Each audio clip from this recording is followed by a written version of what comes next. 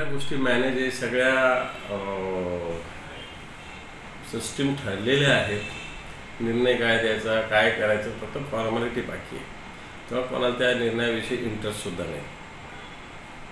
तो सुप्रीम कोर्टात जाण्याची या सगळ्या घटनातच त्यांच्या मतं जरी बरोबर असले तरी आपण सगळे मतं आधीही ऐकलेली आहेत. प्रत्यक्षात विधानसभा अध्यक्षांनी काय निकाल दिला, सुप्रीम कोर्टात आता स्थिती काय आहे हे सगळ्या जनतेला माहिती आहे. कशा पद्धतीने या सगळ्या व्यवस्था विशेषतः विधानसभा अध्यक्षांच्या किंवा विधिमंडळाच्या या सत्ताधाऱ्यांना पोषक. आज कोण विधानसभा अध्यक्षांना अंपायर म्हणू शकतं का?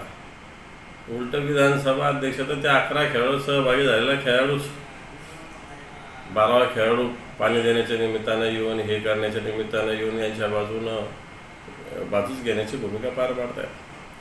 अंपायर कुठं राहिला विधानसभा अध्यक्ष? यांच्याच संघात सहभागी झाला आहे. अशा प्रकारची स्थिती आत्ताच्या घडली. बदलून पुन्हा आहे तोच नवीन जुना जो इलेक्ट्रोल बॉन्डचा कायदा आहे तो पास केला जाऊ शकतो. मला वाटतं आता ज्यांना ही गरज आहे, आता काही कोणतं येणार का अशा पद्धतीनं अधिवेशन होण्याची शक्यता मुळीच नाही. परंतु असं जर केलं तर याचा अर्थ जे काळा पैसा बाहेरून इथं आणणार, काळ्या धंद्यावाल्यांना रोखणार, अशा गोष्टी करतात, तेच लोक काळ्या व्यवहाराला प्रोत्साहन देतात. ही प्रतिभा निश्चित जनतेत जाऊ शकते.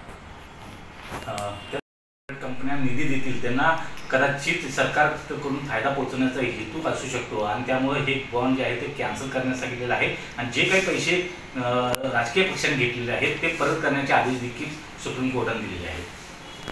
मात्र सर्वोच्च न्यायालयाने योग्य भूमिका घेतलेली आहे. कारण निवडणूक रोखे इलेक्ट्रो बॉन्ड ही जी संकल्पना आहे, मला वाटतं काळ्या पैशाला, गैरव्यवहाराला प्रोत्साहन देणारी आहे. याच्यातून सत्ताधारी पक्षाला जास्त फायदा घेतला जातो, उचलला जातो दोन्ही अर्थाने. कारण वेगवेगळ्या ज्या कंपन्या हितसंबंधी कंपन्या असतात, यांचं एखादं काम करणं किंवा यांना त्रास देणं, या दोन्ही बाबीतून नंतर हा पैसा मारतो निवडणूक रोख्याच्या माध्यमातून, इलेक्ट्रो बॉन्डच्या माध्यमातून राजकीय पक्ष प्राप्त करतात. परंतु भले हे कंपन्या जरी देत असले तरी हा जनतेचा पैसा असतो. कारण कंपन्या काही कोणाच्या मालकीच्या नसतात, तर जनतेच्या वेगवेगळ्या शेअर्स जे असतात त्याच्यातून ह्या सगळ्या कंपन्या, बऱ्याचशा कंपन्या स्थापन झाल्या असतात. याचाच अर्थ हा जनतेचा पैसा असतो आणि जनतेचा पैसा असा जात असताना मला वाटतं जनतेच्या पैशाचं जनतेला ज्ञान असलं पाहिजे की कुठं द्यायचं. कारण एखाद्या जनतेला शेअर होल्डरला वाटेल की मला या पक्षाला नाही दिलं पाहिजे असं असू शकतं माझं मत, या पक्षाला दिलं पाहिजे असं माझं मत असू शकतं. म्हणून अशा पद्धतीनं हे इलेक्ट्रो बॉन्ड खऱ्या अर्थानं जनतेचा अधिकार पण नाकारणारा आहे, काळ्या पैशाला प्रोत्साहन देणारं पण आहे, सत्ताधाराच्या दबावाखाली कंपन्यांना काम करणं आणि मला वाटतं या सगळ्या पद्धतीतून खऱ्या अर्थाने एक मोठ्या पद्धतीनं भ्रष्टाचार या सगळ्यात येऊ शकतो. आणि त्यामुळे सर्वोच्च न्यायालयाने घेतलेली भूमिका योग्य आहे. ती श्युअरिटी राष्ट्रवादीकडून प्रफुल्ल पटेलांनी घेतलेली आहे. खरं तर ते सध्याच्या घडीला सदस्य आहेत, त्यांची अजून 4 वर्षाची टर्म बाकी आहे. परंतु अँटी डिफेक्शन लॉमध्ये पण ते बहुधा येत असतील.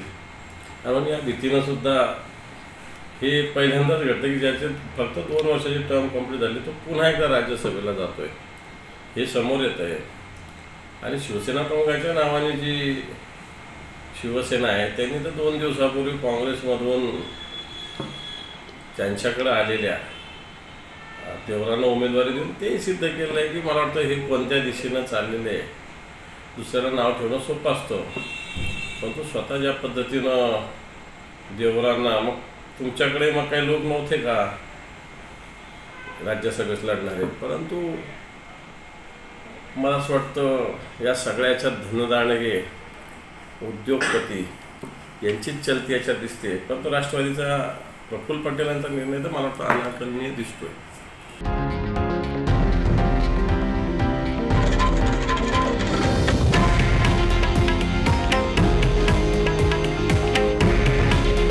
हे आहे देशातील नंबर 1 न्यूज नेटवर्क आणि आपण पाहत आहात TV9 मराठी. काळजी तुमची, हित महाराष्ट्राचं.